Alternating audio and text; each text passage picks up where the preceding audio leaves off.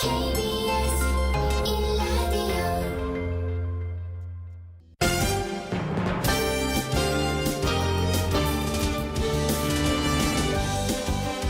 KBS 1라디오 신성원의 오늘 세계는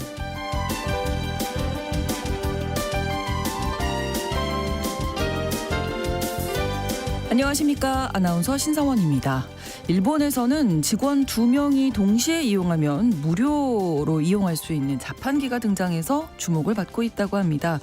일반적인 자판기와 달리 이 자판기는요, 2명의 직원이 동시에 신분증을 내면 음료를 1개씩 무료로 고를 수 있고 이 비용은 회사가 부담하는데요. 이런 자판기를 도입하게 된 이유는 원격 근무 등으로 직원들끼리 얼굴도 모른 채 일하는 경우가 많아져서 직원들끼리 잡담도 하고 소통을 할 수 있도록 돕기 위해서라고 합니다. 요즘 일본에서는 다른 사람과의 관계가 줄어들고 고독을 느끼는 사람이 늘어나면서 이를 사회 문제로 인식하고 정부에서도 대책 마련에 나섰다고 하는데요. 둘이서 함께 이용하는 자판기 역시 이런 문제를 해결하는 데 도움이 될 수 있겠죠. 일본의 사례를 말씀드렸지만 이제 우리 사회에서도 고립과 고독의 문제 생각해봐야 하지 않을까 싶습니다. 오늘 주목할 국제사회 뉴스 헤드라인 뉴스와 키워드로 정리해드립니다. 통신원 취재수첩에서는 중국에서 성장하고 있는 배달 문화에 대해서 알아보겠습니다. 그리고 글로벌 이슈에서는 미국 내 인플레이션의 둔화세가 더뎌지면서 금리 인하에 대한 기대감은 줄어들고 오히려 2차 인플레이션에 대한 우려가 높아지고 있다고 하는데요. 관련 소식 자세히 전해드리겠습니다. 4월 11일 목요일 KBS 1라디오 신성원의 오늘 세계는 시작합니다.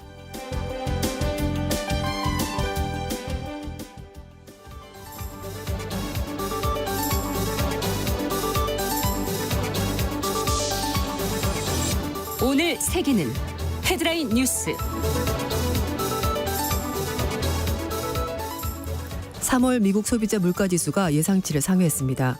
미국 노동부가 밝힌 지난달 CPI는 전월 동월 대비 3.5% 상승했는데요.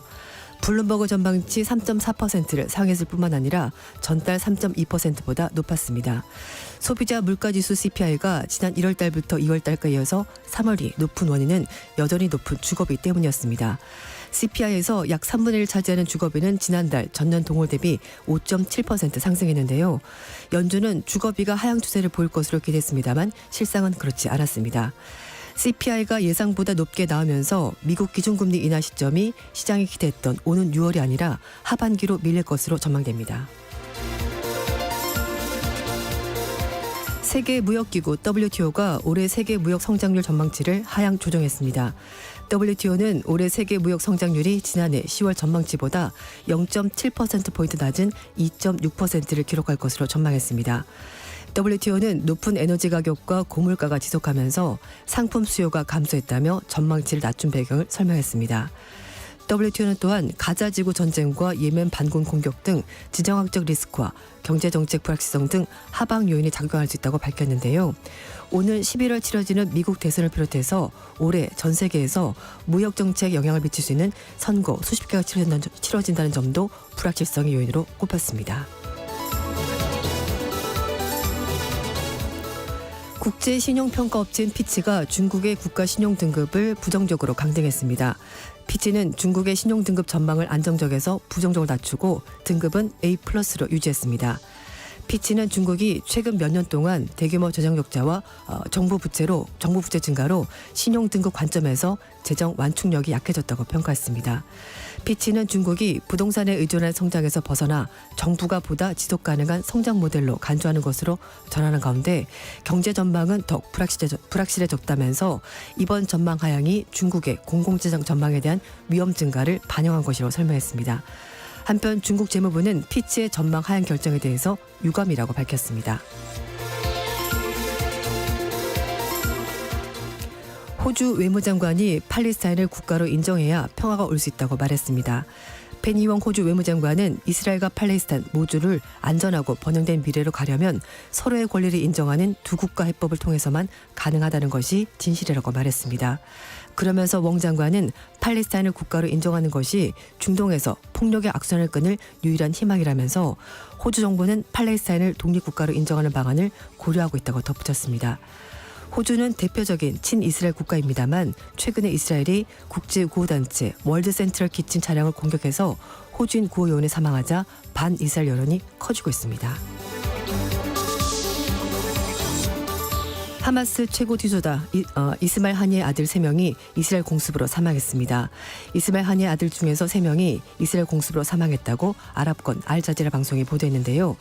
현지 시각으로 10일 가자 지구 북부 알샤틴 난민촌의 공습으로 친척들을 만나기 위해 이곳으로 가던 하니의 아들 하젬 아르미 무하마드가 숨졌습니다. 알자지라 방송은 이번 공습으로 하니의 손자도 여러 명 사망했다고 전했는데요. 현재 카타르에 머무고 있는 하니에는 알자지라 방송과의 인터뷰에서 새 아들의 사망 사실을 확인했습니다. KBS 일라디오 오늘 세계는 오늘의 헤드라인 뉴스로 시작했습니다. 조윤조 외신캐스터가 수고해 주셨고 이번에는 함께 오늘의 키워드로 정리한 국제사회 뉴스 살펴볼 텐데요.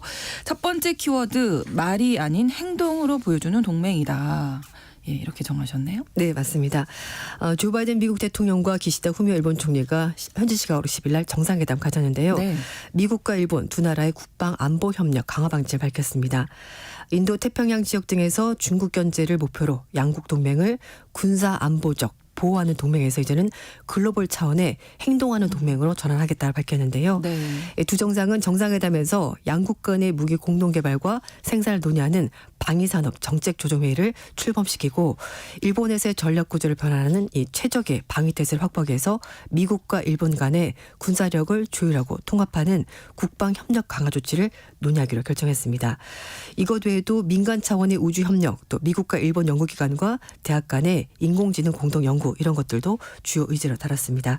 한편 백악관 국가안보보좌관인 제이크 설리반은요, 브리핑에서 미국과 일본 두 나라가 무력의 좀 더 훌륭한 조율과 통합을 가능하게 할 것이고 최적의 방어태세를 확보하고 입장이 유사한 다른 파트너 국가들과 연계할 수 있도록 국방과 방위 협력을 강화하겠다고 밝혔습니다. 네.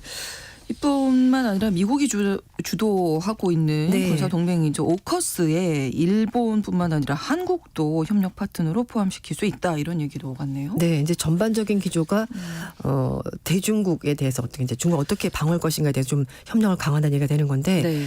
미국과 일본 정상은 북한 문제 그리고 한미일 3국 협력 문제도 논의하면서 미국과 영국, 호주가 만든 군사 동맹체 오커스의 첨단 군사 기술 개발 문제에 대해서 일본은 물론이고 한국도 협력 파트너로 고려하고 있다고 밝혔습니다. 백악관의 고위 당국자는 오커스는 일본에 더해서 필러2 그러니까 뭐 인공지능, 양자 컴퓨팅, 사이버 안보, 극초음속 미사일 이렇게 8개 분야에서 첨단 군사 역량을 공동으로 개발하는데 이렇게 하면은 다 강점을 가져올 수 있고 여기에 한국뿐만 아니라 뭐 캐나다, 뉴질랜드 등 다양한 파트너들을 추가하는 방안 고려하고 있다고 밝혔습니다. 네. 전반적으로 중국을 견제하기 위해서 이제 미국 뭐 비롯해서 동맹국들이 협력을 강화한다는 건데 영국과 미국 국가들이 출범시킨 오커스가 일본을 통해서 외연을 확장한다는 것을 공식한 것으로 보이고요. 네. 또 바이든 행정부의 아주 강력한 의지가 드러난 것으로 보입니다. 여기에다가 미국과 호주, 인도가 함께 하고 있는 다자간 안보협의체 쿼드에도 참여하고 있는 일본이 미국 주도의 태평양, 인도 태평양 전략에서 가장 핵심적인 국가로 이제 부상할 것으로 보입니다. 네. 반면에 미일 정상회담에 이제 맞서는 또 만남이 네. 하나 있었죠. 그래서 두 번째 키워드로 9년 만인데 하나도 안 변했군요. 이렇게 네. 정하셨어요. 보통 동창회에서 하는 얘기인데 하나도 안 변했어. 예. 지금 중국의 시진핑 주석과 마잉주 전 대만 총통이 9년 만에 만났는데 네. 시 주석이 마 전 총통에게 하나도 안 변하셨네요. 오. 이렇게 말을 한 겁니다. 10일 날 시진핑 주석과 마 전 총통이 베이징 인민대회당 동대청에서 만나서 무려 16초 동안 손을 잡고 악수를 했다고 하는데요. 이거 뭐 상대방 기선제압이 아니라 반가워서 이렇게 악수를 했다고 합니다. 그러면서 시 주석이 마 전 총통에게 당신 하나도 안 변했네요 라고 말했고요. 마잉주 전 총통은 시 선생 이렇게 이제 대답을 했습니다. 네. 말씀하신 것처럼 이번 회동은 공교롭게도 미국에서 조 바이든 대통령과 시진핑 일본 주석이 총리가 만나는 그 시간에 딱 맞춰서 일본 총리 네, 기시다 일본 후미오. 기시다 후미오 총리가 만난 자리에서 네. 죄송해요. 네. 만나는 자리에서 똑같은 날 한 것 때문에 좀 의도가 있어 네, 보여요. 맞불 네. 성격이다라는 해석이 나오고 있는데 대만의 자유시보는 원래는 8일날 양자회동, 그러니까 시 주석과 마전 총통이 만날 예정이었는데 이게 10일로 미뤄진 걸로 봐서 미일 정상회담에 맞춰서 날짜를 바꾼 것 같다라고 얘기를 하고 있습니다. 네. 시진핑 주석도 이번 회담에서 마전 총통을 아주 최고 수준으로 이용했다고 하는데요. 네. 회담 장소가 바로 동대청인데 여기가 중국 최고 지도자가 외국 정상들을 예우할 때 주로 쓰는 장소라고 합니다. 2005년에 후진타오 주석과 린잔 대만 국민당 주석이 회담했던 장소인데요. 이 회담에서 시진핑의 책사인 왕우닝과 그리고 시진핑 주석의 최측근 희재인 차이치가 이제 배석을 하면서 네. 최고 대우를 해주면서 양측 간의 만남이 진행이 됐습니다. 네, 지난 대만 총통 선거에서 이제 당선된 네. 라이칭더 총통 같은 경우에 반중 성향인데 맞아요. 뭐 앞서서도 하나도 안 변했네 얘기한 걸 보면 이제 친하구나 네. 느끼실 수 있을 거예요. 그렇습니다. 네. 그러니까 뭐 어쩌면 두 가지 의미가 있을 것 같습니다. 네. 그러니까 뭐 오랜만에 만났지만 그대로서 참 좋습니다라는 얘기도 있고 지금은 반중 성향의 사실 독립 성향의 정권이 들어서 그렇죠. 있지만 그것보다는 친중 성향의 정권이 있었을 때 그때가 좋았고 그때처럼 지금 여전히 그랬으면 좋겠습니다의 의중이 어쩌면 그 한마디에 포함이 된 것이 아닌가라는 개인적인 생각이 들기도 하는데요. 네. 대만 언론들도 시 주석이 작년에 3기 집권 시작한 이후에 처음으로 대만 측 대표 인사를 만난 점 때문에 굉장히 주목을 하고 있고요. 말씀하신 것처럼 독립 성향, 사실 이제 반중 성향으로 하는 것이 맞을 것 같은데 네. 라이칭더 대만 총통이 당선이 되고 나서 이제 20일 날 취임을 하거든요. 네. 취임식 앞두고 또 이렇게 친중 성향 인사를 만났다는 것이 또 중국의 의중이 그대로 반영된 것 아닌가라는 생각이 들기도 하고 네. 또 미국과 동맹을 강화하기 때문에 대만 문제에 대해서 미국은 좀 빠져라 이런 의도도 깔려있을 것으로 보이고 시 주석은 이번 회담 계획에서 대만에 대해서 어떤 메시지를 전한 것 아니냐는 해석이 그래서 나오고 있습니다. 네. 대만의 반중 진영에서는 중국이 민진당의 현 정권과 라이칭더를 패싱, 그러니까 좀 밀어놓고 예전에 마 전 총통을 만난 것을 이렇게 결국 보면은 친중 성향 인물을 더 띄우겠다는 의도가 있는 것 아니냐라고 그렇죠. 보는 것이고요. 네. 또 중국이 대만 정부와 직접적인 소통을 거부하는 거다라고 보면서 대만 협의 불확실성이 오히려 더 커지는 건 아니냐 이런 우려도 나오고 있습니다. 하지만 대만의 연합부는 양안 간의 긴장이 높아진 상황에서 마잉주 같은 인물이 어쩌든 나서서 좀 분위기를 부드럽게 만들 수도 있지 않겠느냐라고 좀 좋게 해석하는 부분도 있는데요. 네, 네. 현재로서는 마 전 총통이 현 총통보다는 훨씬 더 쓸모가 있는 것 같다. 어쨌든 중국과 대화가 가능하니까요. 그래서 그렇게 해석을 하고 있고 최소한 시진핑 주석에게 양안의 평화 구축 메시지를 효과적으로 전하지 않겠느냐라는 또 그런 희망적인 해석도 같이 나오고 있습니다. 하지만 시진핑 주석은 중국이 대만 집권 민주당을 인정하지 않는 구의 공식 고수원칙을 재확인했고요. 대만 독립 의지 절대로 반대한다라고 말했습니다. 그러면서 양안 중국과 대만 간의 체제가 다르다고 해서 양안이 같은 나라에 속한다는 객관적인 사실을 절대로 바꿀 수가 없을 것이고 그리고 그 어떤 외세의 간섭도 가족, 조국의 재결합을 막을 수는 없다. 우리는 한 가족이다. 이렇게 얘기를 했습니다. 그리고 마인주 전 총통도 양안 간의 전쟁 발발은 중화민족이 감당할 수 없는 큰 부담이었다면서 거센 고난 그리고 여러 가지 역경은 지워지지 않는 형제정 만나서 한번 웃으면 과거의 은혜와 모든 원한이 사라지지 않겠냐라고 말하면서 앞으로도 잘 지내고 싶다는 의중을 비쳤고요. 네. 또 두 사람 간의 회담은 10분 동안은 또 비공개로 진행이 돼서 또 뭔가 또 긴밀한 얘기가 오간 것으로 보이는데 시 주석과 마 전 총통이 만난 것이 이번이 두 번째인데요. 네. 2015년 11월 달에 싱가포르에서 두 사람이 만나서 양안 정상회담 가진 적이 있었습니다. 네, 당시에는 마잉주 전 총통이 아니라 현 네. 총통이었었겠죠. 맞습니다. 2015년에는 아무튼 이 문제도 또 어떻게 해결이 될지 네. 늘 관심이 가는 대목입니다. 맞습니다. 다음 키워드 당신 지금 실수하는 거야라고 누가 얘기했을까요? 바이든 대통령이 말했습니다. 이제 미국의 이 이스라엘된 정서가 지금 굉장히 많이 지금 다른 방향으로 안 좋아지고 네, 안 좋아지고 있죠. 계속 진행을 하고 있는 건데. 점점. 네, 맞습니다. 사실 어쩌면은 그 원인 제공은 네타냐후 이스라엘 총장 한 거라고 볼 수밖에 없는데요. 이 가자지구 최남단 도시 라파에대해서 네타냐후 총리가 공격을 할 수 있다. 날짜가 정해졌다 이렇게 말하면서 네. 지금 휴전과는 전혀 반대되는 방향으로 이스라엘 가면서 바이든 대통령도 당신 지금 실수하는 거야라고 말한 건데요. 네. 네타냐후 총리 직접 얘기한 건 아닙니다만 이스라엘 총리가 하는 일은 나는 실수라고 생각한다라고 이제 되둘러서 표현을 한 건데 이스라엘이 휴전을 요구하고 앞으로 뭐 향후 6주에서 8주 동안 이스라엘 들어가는 모든 식량, 의약품에 대해서 완전한 접근을 허용하는 것이 좋다라고 이제 촉구를 하고 있는데 네. 하지만 이스라엘 측에서는 전쟁을 지상전 하겠다라고 하니까 미국 입장에서도 굉장히 난감한 상황이 된 겁니다. 네타냐후 총리가 지난 8일 날 영상 메시지 통해서 승리를 위해서는 라파에 진입해서 테러 부대를 제거를 해야 된다라고 주장했고요. 그러면서 이 작전은 반드시 실행할 것이고 날짜도 잡았다 이렇게 말했습니다. 휴전의 기미가 너무나 지금 보이지 않고 있는 상황인데 네. 이런 가운데 지금 이란이 그 호르무즈 해협 봉쇄할 수 있다. 네. 또 이런 이야기도 나와서요. 지금 걱정되는 것은 물론 가자지구 전쟁도 가장 걱정이 되긴 네. 합니다만 이게 중동 지역으로 확전이 되지 않을까 그걸 국제사회가 가장 걱정을 하고 있는 건데요.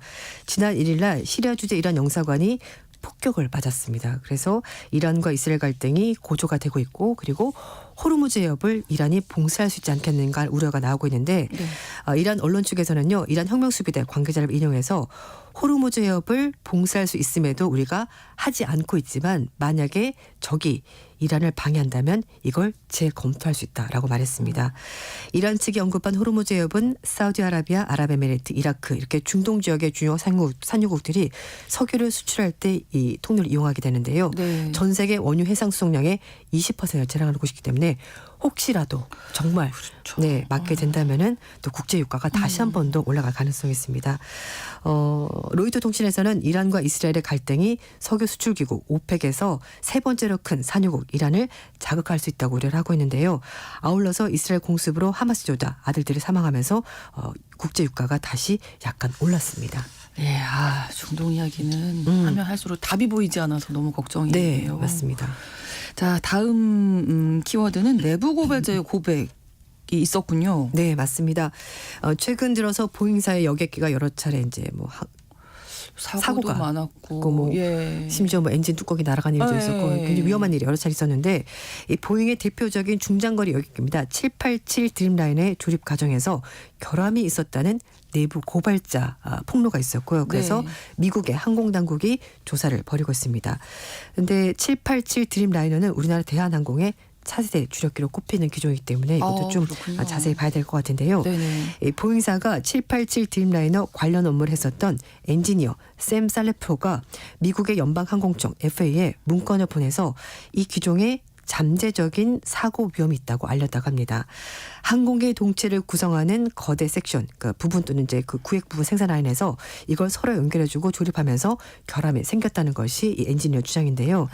연방항공청은 고발이 실제로 접수가 됐고 관련 내용을 조사하고 있다고 확인했습니다만 추가적인 입장은 자세히 밝히지 않았습니다. 그 뭐 엔지니어고 일을 해봤으니까 이제 그렇죠. 본인이 아주 가장 잘 알고 있는 부분을 얘기했을 텐데 네. 그러면 이런 문제점이 있다면 회사 측에 알려야 되는 거 아닌가요? 네, 항공청. 일단 이 살레프 엔지니어가 먼저 보잉사 측에 여러 차례 문제가 있는 것 같다고 알렸다고 하는데요. 네. 하지만 오히려 787 관련 프로젝트에 대해서 배제되면서 자신이 보복 조치를 당했고 그래서 연방항공청에 제보를 한 거다라고 설명을 했습니다. 787 드림라이너는 2007년부터 생산한 보잉사의 차세대 중대형 여객기인데요. 외부 제작 부품이 원래는 30에서 40% 정도가 됐었는데 이게 기존 기체들과 달리 70% 이상 부품을 외부 기업에서 주문 제작해서 그걸 가져와서 이제 본사에 조립만 하는 거군요. 네. 네, 그렇다 이렇게 되면은 가장 좋은 점은 회사 입장에서는 비용을 절감할 수 있습니다. 그렇죠. 근데 네. 이게 말씀하신 것처럼 이제 안전 문제와 관련되어 있기 때문에 결국 보잉이 비난을 받는 것이 결국은 그 제작비를 줄이는 바람에 안전이 담보되지 못하는 거 아니냐라는 비난을 받고 있는 건데 어쨌든 살레프 엔지니어에게는 보잉이 공정의 효율화를 위해서 조립 과정을 변경하면서 조립 부분에 자금 틈새를 제대로 메우지 못했고 그러면서 장기적으로 봤었을 때는 여객기 내구성에 문제가 되는 거다라고 엔지니어가 주장을 했습니다. 네. 미국의 뉴욕타임즈는 787 드림라이너가 연료 효율을 높이기 위해서 전통적인 금속 대신에 탄소 섬유 같은 복합 소재를 많이 사용해서 기종에 장기간 쌓이는 비행 스트레스를 얼마나 견딜지를 지금 정확히 알 수가 없는 거라고 설명을 했습니다. 그래서 이제 결국 여러 가지 문제가 나온 것 아니냐라는 얘기가 의심을 또 할 해볼 수밖에 네. 수밖에 없죠. 맞습니다. 지금. 근데 공교롭게 또 최근에 앞서 말씀해주신 대로 뭐 여러 가지 보잉사 그 여객기들이 사고가 있었거든요. 맞습니다. 올해 들어서만 해도 사고가 여러 차례 있었는데요. 네. 가장 최근에 지난 8일입니다. 사우스웨스트 항공 소속의 보잉 737 여객기가 덴버에서 이륙하고 나서 엔진 덮개가 떨어져 나가면서 날개 플립을 치는 사고가 있었고요. 4일에는 텍사스에 출발하려던 항공기 엔진에서 불이 나서 운행이 중단됐습니다. 그리고 지난달 11일인데요. 787 드림라이너의 기장이 순간적으로 비행기를 제어하지 못하면서 기체가 갑자기 아래로 떨어지는 바람에 승객 수십 명이 공중으로 붕 떠올랐고요. 아찔하네요. 네, 그리고 이 영상은 SNS에 다 공개되기도 했었습니다. 그리고 알래스카 항공의 737 맥스 기종이 이륙하자마자 동체 측면이 뜯겨져 나갔는데 조사를 해봤더니 비상구 덮개 볼트가 빠져 있었던 것으로 확인이 됐습니다. 어떻게 이런 일이. 그러니까요. 수백 명이 타는 항공기에 이런 굉장히 허술한 미스 기체 결함이 있었던 네. 거죠. 그리고 2월 달인데 유나이티드 항공의 737 맥스의 기장이 뉴요크 공항에 착륙한 도중에 비행 제어 장치가 말을 듣지 않는다라고 신고를 했었고요. 그리고 나서 미 항공청이 737 맥스 그리고 787 드림라인의 결빙 방지기가 엔진 추진력을 떨어뜨릴 수 있다면서 안전 문제를 제기했습니다. 네. 그런데 앞에 말씀드린 것처럼 대한항공도 787 드림라이너를 가장 적극적으로 도입하는 방안을 검토를 하고 있다고 하는데 네. 미국 당국의 조사 결과를 좀 보고 신중하게 네, 네. 결정할 필요가 있지 않나라는 생각이 들기도 합니다. 그렇습니다. 뭐 경제적으로 효율성 따지다가 안전이 네. 보장받지 못하는 경우를 우리가 너무 많이 봤기 때문에 네. 좀 신중해야 하지 않을까 이런 생각도 드네요. 짧게 다음 키워드 알아보겠습니다. 배분할 수도 있고 돌려보낼 수도 있습니다. 이건 어떤 이야기일까요? 유럽 난민 측에서 난민 규제 강화 이민법을 체결을 시켰는데 네. 각 나라마다 너무 많은 이민자가 들어오면은 다른 나라 보낼 수도 있고 소위 말해서 배분할 수도 있고 아니면은 심지어 본국으로 돌려보낼 수 있도록 이민 규정을 강화했습니다. 네. 협정이 정식 발효가 되면 일부 회원국들은 난민 유입으로 부담이 생기는 경우 다른 회원국들에게 난민을 배분할 수도 있고요. 난민 한 명당 좀 잔인하긴 합니다만 어쨌든 2만 유로, 우리 돈으로 한 2,900만 원을 유럽연합에 내거나 본국의 물품 또는 인프라를 지원하는 데 이 돈을 쓸 수 있도록 하면서 결국은 난민들을 돌려보낼 수 있도록 규정을 강화했습니다. 난민 승인율이 20% 미만인 국가 출신은 최장 12주 동안 패스트트랙 과정을 통해서 본국으로 바로 돌려보낼지를 유럽연합이 결정을 할 수가 있고요. 이 기간 동안의 신청자들은 수용소에 머물게 된다고 합니다. 길게는 1년 이상 심사 기간이 걸리는데 이걸 줄여들 수가 있고 그래서 사전에 아예 난민 신청을 막아버리겠다는 것이 유럽연합의 구상인데요. 네. 또 유럽연합도 할 말은 있습니다. 2015년부터 16년 사이에 시리아 내전 등 이런 여러 가지 전쟁 때문에 난민이 폭증하자 기존의 더블린 조약을 대체할 새로운 규정이 필요하다고 논의했었고 네. 결국은 강력한 난민 협정을 체결하게 했고 협정은 회원국들의 최종 동의와 각국의 관련법 개정 통해서 2년 안에 확정될 것으로 보입니다. 네, 이게 난민이 될 수밖에 없었던 이유가 있었는데 다시 네. 본국으로 돌려보낸다고 하니까 뭐 인권 침해 여러 가지 네. 또 생각이 드는데 이 문제도 좀 우리가 지혜를 모아봐야 되겠습니다. 오늘의 헤드라인 뉴스와 키워드 여기까지 듣겠습니다. 외신캐스터 조윤주 씨와 함께했습니다. 고맙습니다. 네, 감사합니다. KBS 일라디오 오늘 세계는 1부 마무리하고 11시 30분부터 일부 지역에서 해당 지역 방송 보내드리겠습니다. 노래 한 곡 전해드리죠. 혼내의 No Song Without You 함께 듣겠습니다.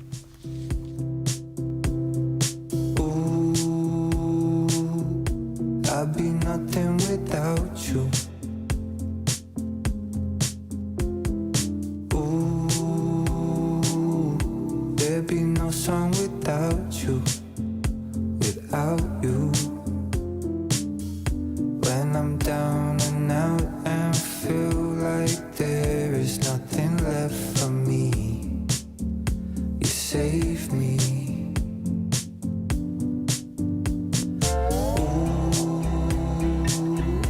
I'd feel nothing without you. Ooh, there'd be no song without you, without you. When I got into a fight and you stood right up for me, you saved me, you saved me.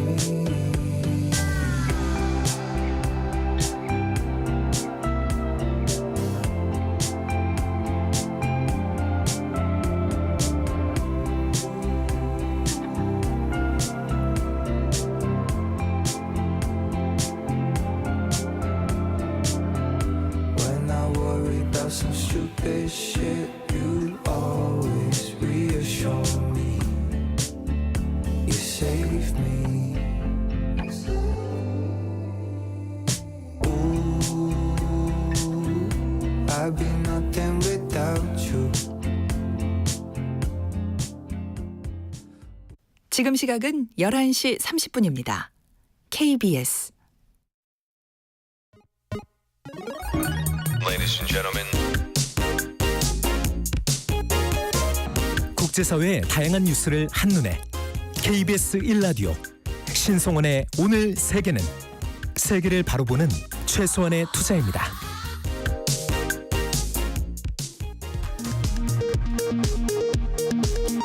이 시각 라디오 정보센터 뉴스입니다. 지난해 국가 채무가 처음으로 1,100조 원을 넘어서며 역대 최대치를 경신했습니다. 역대 최대 규모의 세수 결손 영향으로 나라 살림은 87조 원 적자로 나타났습니다. 지난해 말 60개 신탁사의 수탁고는 1,310조 7천억 원으로 1년 전보다 7.1% 증가한 것으로 나타났습니다. 아시아개발은행이 올해 한국의 경제 성장률을 지난해 12월 전망치와 같은 2.2%로 전망했습니다. 아시아 지역 성장률은 4.9%로 내다봤습니다. 무자본 갭투자 전세 사기와 주택토지 매매 사기로 수십억 원을 챙긴 혐의로 기소된 40대 남성에게 1심에서 징역 7년 6개월이 선고됐습니다. 경기 의정부 지역에서 불법 홀덤펍과 사행성 게임장을 운영해온 업주와 종업원, 이용자 등 28명이 경찰에 적발됐습니다. 지난달 미국의 소비자 물가가 지난해 같은 달보다 3.5% 오르면서 시장이 예측치를 0.1%포인트 웃돈 것으로 집계됐습니다. 기준금리 인하가 늦춰질 것이라는 전망 속에 뉴욕 증시가 약세를 띠며 3대 주요 지수가 1% 안팎으로 하락했습니다. 현지 시간 10일 뉴욕 외환시장에서 N달러 환율이 153엔을 돌파해 1990년 6월 이후 약 34년 만에 최고 수준을 기록했다고 NHK 방송 등 일본 언론이 보도했습니다. 지금까지 라디오 정보센터 뉴스 정한나였습니다.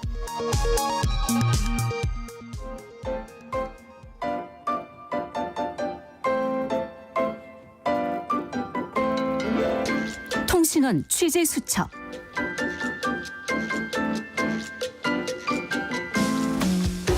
통신원 취재 수첩, 오늘은 중국 소식 알아보겠습니다. 중국에서도 음식 배달 서비스를 이용하는 사람들이 급증하고 있고 음식 배달업 규모가 커지고 있다고 하는데요. 중국 상하이 신선영 통신원 연결해 보겠습니다. 안녕하세요. 네, 안녕하세요. 네, 중국에서도 음식 배달업이 많이 발달돼 있다면서요. 전체적인 현황이 어떤지 좀 알려주시죠. 네, 중국 역시 음식을 배달시켜 먹는 사람들이 급증하고 있습니다. 네. 작년 말 기준 중국의 온라인 음식 배달 서비스 이용자는 약 5억 5천만 명이었고 음식 배달업도 강력한 성장세를 보이고 있는데요. 2017년 우리 돈 약 56조 원 규모였던 것이 네. 2021년에는 187조 원을 넘어선 바 있습니다. 네. 특히 코로나19의 영향으로 시장 규모는 더욱 확대되었고 내년에는 374조 원에 달할 전망입니다. 즉 2017년 대비 8년 만에 약 7배 규모로 커지는 거죠. 음식 배달업이 전체 요식업 시장에서 차지하고 있는 비중은 지금도 상당한데요. 네. 앞으로 더욱 확대될 것으로 보입니다. 그러네요. 중국 음식 배달 산업에 있어서 최신 트렌드라든지 특징 어떤 것들이 있을까요? 네, 최근 중국의 음식 배달 산업에는 네. 드론, 수소 전기 자전거, 무인 주행 자동차 등을 활용하는 경향이 나타나고 있습니다. 네. 예를 들어서 항저우의 한 기업은 드론을 활용한 배달 서비스를 제공하고 있는데요. 네. 휴대폰의 드론 배달 미니 프로그램에서 음식을 주문하면 드론으로 30분 내에 배달해 줍니다. 이 미니 프로그램에서는 배송비나 배송 시간 등의 정보도 볼 수 있고요. 네. 기본 비용은 퀵 서비스와 비슷한 우리 돈 3,700원 정도입니다. 네네. 또한 선전시에서는 수소 전기 자전거 배달 프로젝트를 시범 실시하기도 했고 메이투안이나 징동 등 대형 플랫폼에서는 5G, 인공지능 등 첨단 기술을 접목한 무인 주행 배달 차량도 시범 운행되고 있습니다. 배달에 이제 첨단 기술도 접목이 된다 이런 말씀이신데, 자, 배달만으로 3년 만에 2억 가까이 벌었던 성공 사례를 담은 이 중국의 보도 기사가 있던데요. 이 중국 라이더들 수입은 어느 정도나 됩니까, 평균적으로? 네. 중국 양대 음식 배달 플랫폼은 메이투안과 얼러마인데요. 예. 베이징, 상하이, 광저우, 선전 등 일선 도시 기준으로 이들 플랫폼의 라이더는 주문 건당 우리 돈 약 1,500원에서 2,000원 정도를 받는다고 합니다. 네. 중국 전체 도시 지역 배달원의 평균 임금은 월 95만 원에서 130만 원 수준입니다. 최근에는 중국 라이더들도 자기가 열심히 하기에 따라 돈을 많이 벌 수 있다는 내용이 여러 매체를 통해 알려졌습니다. 네. 지난해 상하이 배달원 대회에서 1등상을 수상한 한 라이더는 네. 월 평균 2,000건 이상의 주문을 배달했다는데요. 월세와 식비를 제외하고도 매달 우리 돈 225만 원 정도 남는다고 말했습니다. 얼마나 열심히 뛰신 거예요? 네. 그리고 아까 진행자님께서 말씀하신 대로 네. 올해 1월에는 3년 동안 1억 9천만 원을 벌었다는 라이더도 화제가 되었는데요. 네. 실제로 그는 작년 8월 한 달 수입이 750만 원이 넘는 것을 방송에서 보여주기도 했습니다. 예. 그런데 이런 맨땅의 헤딩 스타일 밑바닥 성공 사례에 잇따른 언론 보도를 두고 일각에서는 당국이 제대로 된 고용 대책을 내놓지 못하자 청년층의 비정규직 취업을 유도하는 것이라는 해석도 나옵니다. 실제로 메이투안의 300만 라이더 4명 중 1명은 네. 전문대 졸업 이상의 고학력자들입니다. 전체적으로 청년층의 실업 문제가 있다. 이렇게 볼 수도 있는데 네. 중국 라이더들에게도 뭐 사실은 일을 하면서 현실적인 고충이 많을 것 같거든요. 네, 맞습니다. 사실 앞서 말씀드린 고수입 배달원들은 소수에 불과하고요. 그렇죠. 네. 라이더 수가 폭증하면서 라이더 한 명당 주문 건수가 점점 줄어들어서 요즘에는 월 수입 188만 원을 넘기기 어렵다고 합니다.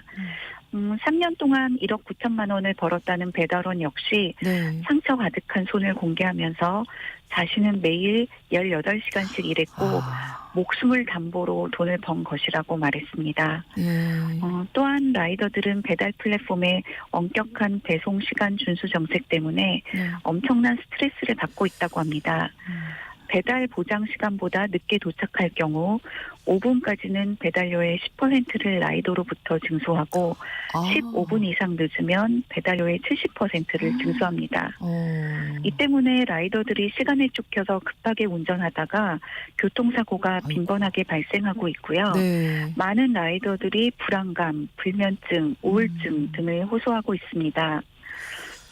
한편 중국도 한국과 마찬가지로 여러 아파트 단지나 빌딩에서 보안이나 안전상의 이유로 라이더의 출입을 제한하면서 네. 목적지 도착 전 마지막 몇 미터에서 시간이 많이 소요되고 있습니다. 그래서 시간당 배달 건수가 중요한 라이더들의 원성이 높아지고 있는데요. 네. 이에 따라 선전의 빌딩 밀집 지역에서는 네. 배달 대행의 대행이라는 신규 업종이 생겼다고 합니다. 네. 특정 빌딩으로 배송될 음식을 네. 해당 빌딩 앞에서 라이더로부터 건네받아서 거기 또 배달을 배달해. 해주고 참. 네. 네. 그리고 라이더에게서 수수료를 받는 겁니다. 소위 벼룩의 간을 나누어 먹는 거죠. 그렇습니다. 지금 말씀 들어보니까 사실 이 세상에서 그냥 오는 것은 없다. 열심히 일을 해야 한다. 이런 또 교훈을 얻게 되는 것 같습니다. 네. 네. 오늘 소식 잘 들었습니다. 네. 음식 배달업이 급격하게 발달하고 있는 중국 소식 오늘 들어봤습니다. 중국 상하이에서 신선영 통신원이었습니다.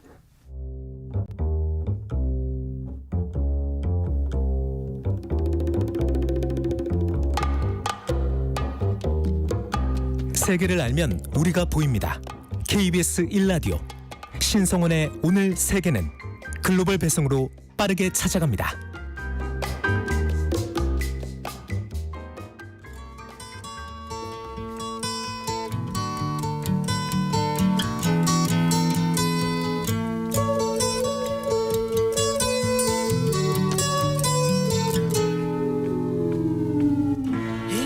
미국의 3월 고용시장이 예상보다 뜨거운 것으로 나타나면서 연준의 6월 금리 인하 가능성 낮아지고 있습니다. 연준의 일부 고위 인사들이 금리 인하 신중론을 제기하고 일각에서는 오히려 금리 인상 가능성까지 내놓고 있는 상황인데요.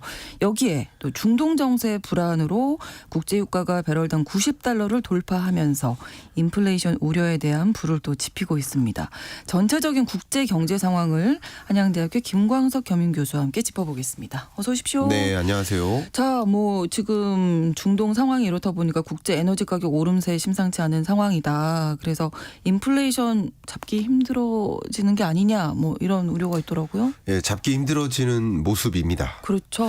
일단 2차 인플레에 대한 걱정을 정말 많이 하세요. 그러니까 22년 6월에 네. 우리나라는 7월, 미국은 6월에 41년 만에 최고치에 달하는 고물가 네. 물가 지표가 기록이 됐습니다. 그러니까 오일 쇼크 때 이후로 40여 년 만에 찾아온 고물가 시대다. 이렇게 보시면 좋겠는데 네. 지금 또 불안해지는 거예요. 국제 유가 상승 등등으로 인해서. 근데 마침 제가 또 제 유튜브 채널을 운영하고 있다 보니까 네네네. 어젯밤에도 미국 물가가 발표가 됐고 맞아요. 네. 그래서 그걸 즉시 분석해드렸고 네. 제가 이 방송 오기 직전에 네. 중국 물가를 또 분석했어요. 아. 왜냐하면 조금 전에 10시 반에 네. 중국 물가가 발표됐어요. 어떻던가요? 둘 다 잠깐 말씀드리면 네네. 종전에 시장에 기대했던 것도 물가가 반등할 것 같다라는 걱정이었는데 네. 그 기대보다도 더 높게 나온 거예요. 그렇군요. 예, 그 정도로 물가가 높게 야기되고 있고요. 중국도 미국도 같이. 중국 같은 경우는 조금 다른 상황인데 네. 중국 같은 경우는 내내 네. 디플레가 걱정이었어요. 물가가 그렇죠. 떨어져서 걱정이었어요. 네. 마이너스 물가를 기록하고 그런데 플러스 물가를 기록했습니다. 그럼 오히려 좋은 거네요. 중국 입장에선 좋은 거예요. 근데 어쨌든 글로벌 물가가 우리나라 물가도 전월 발표됐던 물가와 최근 월 발표됐던 물가가 네. 같은 숫자를 유지할 만큼 물가가 잘안 잡히네요, 2% 이게. 그죠? 2% 물가 상승률을 향해 내려올 걸 기대했는데 네. 내려오지 않고 있는 모습이에요. 내려오지 않는 이유 중에 하나가 네. 여러 가지 이유가 있지만 그게 바로 국제 유가 상승입니다. 제가 이렇게 많이 표현하고 있거든요. 우리 몸을 구성하는 70%가 혹시 뭔지 아세요? 물이요. 물이에요. 80% 아니에요? 아무튼 70%. 물이 제가 알기로 70%. 네. 이건 뭐 한번 여러분 논의해 보시고요. 어쨌든 물이 정말 중요하죠. 그게 중요한 건 아닌데. 네. 7, 80% 차지하는 게 물입니다. 근데 우리 주변을 둘러싼 7, 80%가 뭔지 아세요? 공기? 이걸 바라신 건 아니셨을 것 아니에요. 같고. 네. 원유예요. 그렇죠. 여기 한번 보세요. 맞아요. 제가 입고 있는 옷부터 여기 마이크 이 장비부터 네, 여기 칠해져 있는 이 유료, 염료, 예. 플라스틱 뭐 섬유도 마찬가지고 정말 다 모든 필요하죠. 것들이 플라스틱, 그러네요. 이 원유라는 게 없으면 안 됩니다. 특히 우리는 기름이 나오지 않기 때문에. 그렇죠. 근데 좀 많은 분들이 좀 생각하기를 예를 들어 농업의 경우에는 원유 필요 없지 않느냐? 아니죠. 아닙니다. 예. 비료가 그렇죠. 원유에서 생산됩니다. 소 키우고 돼지 키우는 낙농업에서는 필요 없지 않느냐? 그렇지 않습니다. 그러네요. 여러 가지 것들이 다 원유가 없이는 저도 여기까지 오는데 원유 없이 올 수 있었을까요? 없었. 네, 네. 그러니까 그런 것들이 이 원유 가격이 급등하면 이것저것 전반에 걸쳐서 고물가 현상으로 야기되는데 걱정되는 것은 지금 국제 정세가 불안해서 네. 지정학적 불안 때문에 원유 가격이 또 급등하고 있다라는 네. 사실. 그것이 그러면 24년 4월에 5월에 다시 국제 유가가 만약에 100달러까지 배럴당 기록을 한다. 네. 그러면 2차 인플레가 올 수밖에 없다 이렇게 그렇죠. 염려되는 순간입니다. 네. 게다가 지금 뭐 이란에서도 호르무즈 해협 우리가 봉쇄할 수 있지만 지금은 안 하지만 뭐 이런 얘기 또 나오고 있어서 네. 그 호르무즈 해협이라는 데가 이제 원유를 수출하게 된 그 통로잖아요. 맞습니다. 그래서 중요한 거죠. 그렇습니다. 그러니까 그 여러 해협들이 있어요. 네. 그러니까 해협에 굉장히 많은 물동량이 지나가요. 그러니까 대략 한 50% 물동량이 그 호르무즈 해협을 지납니다. 네. 근데 그 해협을 왜 지날까요? 해협을 지나지 않으면 그 좁은 협곡이잖아요. 왜 해협을 지나냐면 해협을 지나지 않으면 배가 대륙을 우회해야 돼요. 그러니까요. 지름길을 놔두고 빙 돌아가야 되는 그렇죠. 거죠. 그래서 그 지름길이 해협인 건데 해협을 막게 되면 네. 결과적으로 공급망 대란이 옵니다. 여러 가지 예를 들어 자동차를 만드는데 네. 자동차에 들어가는 약 2만 가지 부품이 있단 말이에요. 네. 그중에 한두 가지 부품만 공급 차질이 있으면 자동차 완성품이 안 나오겠죠. 그렇죠. 그런 겁니다. 공급망 차질을 불러오기 때문에 역시 물가 상승에 영향을 주고 호르무즈 해협 봉쇄 같은 경우는 특히 원유 공급이나 각종 자원 공급의 차질을 빚어줄 수 있기 때문에 그게 글로벌 물가 상승을 다시 만들 수 있다. 2차 인플레가 우려되는 국면이라고 볼 수 있겠습니다. 네, 이렇다 보니까 이제 연준 고위 관계자들이 지금 뭐 금리 인하가 아니라 인상 뭐 이런 얘기도 나오는 거죠. 그렇습니다. 그래서 그러니까 미국 연준의 주요 인사들 중에서 네. 매파 금리 인상, 높은 금리를 선호하는 연준 위원들이 있고 네. 그렇지 않은 비둘기파 네. 위원들도 있는데 특히 그 매파적 시각을 갖고 있는 연준 위원들은 네. 금리 인상 더 해야 된다. 그러니까 지금 5.5%로까지 금리를 인상했는데 네. 그게 충분히 제약적이지 않으니까 물가가 안 떨어지는 것이다. 이게 더 무슨 올려야 말이냐면 된다. 이 물가가 상승하는 배경에는 자 이거 이 커피를 한 잔 들고 있는데 이게 협찬이 아니니까 이 커피가 있으면 거죠. 네. 이 커피를 만드는 데 들어가는 예. 원자재가 있죠. 그렇죠. 그 원자재 공급이 부족해지면 어떻게 될까? 가격이 올라요. 모르겠죠. 또 반대로 이 커피에 대한 수요가 늘어나면 네. 가격이 올라요. 그렇죠. 그러니까 가격, 물가가 오르는 배경엔 두 가지입니다. 수요 견인이냐 네. 아니면 이 공급발이냐 이 두 네. 가지인데 이 두 가지가 다 작용하면 물가는 못 잡는 거예요. 엄청 올라가겠죠. 근데 예. 금리를 이렇게 급격히 올리는 과정은 수요를 위축시키기 위함이에요. 금리가 너무 높으니까 돈 빌려다가 소비할 수도 없고, 그렇죠. 그렇죠? 네, 소비를 네. 적극적으로 할 수도 없고, 뭐 그런 거예요. 그러니까 금리를 이렇게 올려서 소비를 좀 위축시키고, 그래야 또 물가가 잡힌다라고 보는 건데 수요 견인 인플레라는 관점에서. 그런데 아무리 금리를 인상해도 여전히 수요가 유지되고 있으니 네. 금리 더 올려야 된다라고 주장할 수도 있는 것이죠. 이게 저희가 올해 2024년 시작하면서부터 네. 언제 금리 인하 될까요? 네. 뭐 6월 아니면 하반기 뭐 계속 이렇게 말씀해 주셨었거든요. 맞아요. 이게 쉽지 않겠는데요? 올해 내에? 네, 쉽지 않겠습니다. 제가 네. 이런 상황이 올 거라고는 그렇죠. 사실 예상 그러니까 이게 못 항상 하시는 거죠. 변수들이 등장하기 네네네. 때문에 언제 인하합니까라는 그 결론만 듣지 마시고 네. 왜 그렇게 보고 되어 있는지 가는지. 근거를 들으셔야 그렇죠. 여러분이 스스로 판단하실 수 네, 있겠습니다. 네, 네. 근데 결국 원론으로 돌아간 것 같아요. 제가 무슨 말씀이냐. 원점으로 돌아갔죠. 작년 그렇죠. 10월에 제가 네. 경제전망서를 냈는데 그때 24년 연내에 미국이 금리 인하를 하겠지만 네. 24년 하반기 끝자락에나 네. 많으면 2번 네. 보통 한 번 할 것이다 라고 이렇게 저 글로도 써놓고 말씀도 많이 드렸어요. 근데 최근 물가 상승세가 많이 빠르게 안정화되는 흐름을 보고 물가 상승률이 그래도 한 6, 7월 정도면 목표하는 수준에 부합하겠네 네. 하면서 제가 7월의 가능성을 좀 예, 부여를 예. 했었습니다. 근데 지금 이런 중동 불안이라든가 그 밖에 몇몇 변수들이 물가 안정화의 흐름을 방해해요. 방해하다 보니까 목표하는 수준으로 정확히 7월까지는 가기 어렵겠다라는 판단이 씁니다. 네. 그 목표하는 방향대로 탄탄대로가 아니라 울퉁불퉁한 도로다. 그거를 네. 우리 영어로 범피 로드라고 했죠. 네, 2%라는 목표 물가까지 가는 동안 그 길이 탄탄하지 않고 울퉁불퉁해서 계속 생각하지 못했던 변수들이 등장해서 삐걱삐걱 되는 진짜 거예요. 그러네요. 그래서 목표하는 수준으로 7월까지 가기가 좀 어렵겠구나 하는 우려가 좀 등장했습니다. 예, 그러니까 물가를 잡아야 되는데 물가가 잡힐 기미가 보이지 않으니 지금 네. 뭐 2차 인플레이션이다 이런 얘기까지. 네. 근데 물가가 계속 오르는 거잖아요. 고물가에 금리도 그래서 또 올려야 되고 네. 성장은 좀 더디고. 미국 경제 같은 경우는 예. 어쨌든 고성장세가 나름 유지됐어요. 그리고 앞에 제가 그 매파적 시각을 말씀드렸는데 네. 24년 1분기 성장률도 현재 한 2.56%로 전망하고 있습니다. 네. 그만큼 미국 경제가 아니 이렇게 금리 인상한 나라 맞아? 할 하는 정도로 의문이 들 만큼 탄탄한 경제를 유지하고 있습니다. 그러니까 물가가 더 빨리 안 잡히는 거예요.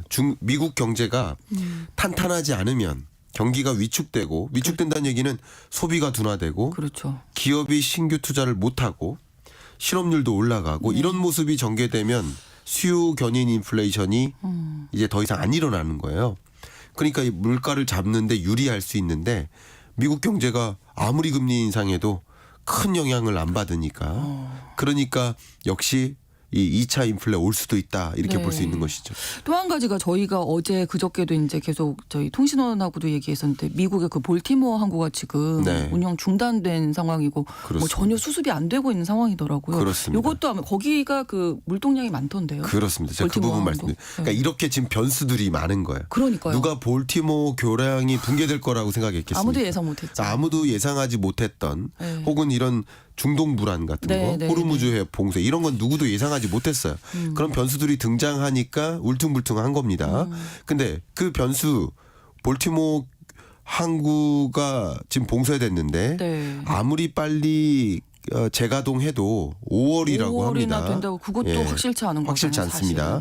근데 이게 중요한 게 뭐냐면 미국으로 향하는 대서양을 지나서 미국으로 향하는 네. 미국으로 수출되고 있는 전체 자동차 수출액에서 네.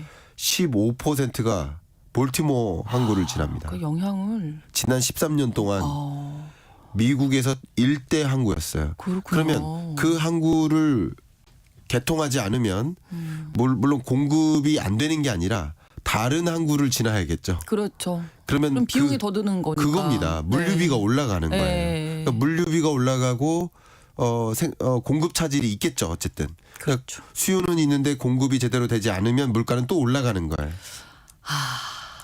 그러니까 이런 볼티모어 항구 봉쇄도 네. 하나의 미국 물가 상승에 영향을 줄 것이다라고 네. 볼 수 있겠습니다. 어려운 상황이 네. 아마 올해도 계속 되지 않을까 싶은데 그러면 이제 우리는 어떻게 좀 대비를 해야 할지. 우리나라도 그러면 금리 인하는 좀 어렵겠네요. 우리나라도 네, 미국이 그렇게 예, 되면. 우리나라도 물가 안정이 또 어렵고요. 우리나라도 역시 그렇죠. 예, 이런 기조 속에서는 환율도 올라가요. 환율이 올라가면 무슨 문제가 될까요? 우리나라의 수입 물가가 올라가는 거예요. 그렇죠. 수입 물가가 올라가면 약 2, 3개월 후에 소비자 물가에 반영이 돼요. 그러니까 이런 미국의 금리 인하 시점이 뒤로 지연된다. 강달러가 더 오래 유지된다. 우리나라의 수입 물가가 올라간다. 수입 물가가 올라가면 우리나라 소비자 물가가 올라간다. 또 올라가겠죠. 그러면 우리 인상할 서민의 수도- 부담은 더 가중된다. 네. 금리 인하 시점은 더 뒤로 지연된다. 이 볼티모어 항구의 붕괴로 교량 붕괴로 네. 우리나라 식탁 물가가 올라간다는 그 연결고리를 우리 파악해야 된다는 거죠. 그게 미국 얘기만이 아니라 우리에게도 우리에게도 영향을 준다는 미친다. 거예요. 강달러 현상이. 이렇기 때문에 우리나라의 금리 인하 시점도 좀 멀어집니다. 자꾸 제가 이런 노래가 생각이 나네요. 저 이름도 김광석인데 가수 김광석의 네. 그 뭐죠? 점점 더 멀어져 간다. 그 가사. 서른쯤에. 예. 그 네. 점점 더 멀어져 가는 금리 인하 시점이 점점 더 멀어져 간다. 그러니까 고금리가 상대적으로 더 오랫동안 유지되겠구나. 이렇게 판단하시고 고금리가 오랫동안 더 유지된다라고 판단할 때의 의사결정과 네. 당장 금리 인하하겠다고 생각할 때의 의사결정은 다를 겁니다. 그죠? 그렇죠. 예, 그렇기 때문에 여러분 의사결정에도 이런 금리의 동향, 네. 이런 것을 그러네요. 파악하시고 예. 의견을 좀 드리고 싶습니다. 그리고 네. 저희가 전해드리는 이 국제 뉴스가 그래서 중요하다는 거. 너무 다른 중요합니다. 나라 이야기가 아니라 아, 우리와 너무 밀접하게 우리의 연관돼 있다는 호주머니 이야기입니다. 그렇습니다. 더 잘 좀 전해드려야 되겠다는 네. 막중한 책임감을 느끼게 됩니다. 자, 오늘 글로벌 이슈 코너에서 금리 인상 관련된 이야기도 나눠봤습니다. 한양대학교 김광석 교수님과 함께했습니다. 고맙습니다. 감사합니다. 네. 오늘 방송 마무리하면서 다이애나 로스의 업사이드 다운 전해드립니다. KBS 1라디오 신성원의 오늘 세계는 내일 오전 11시 5분에 다시 뵙겠습니다. 고맙습니다.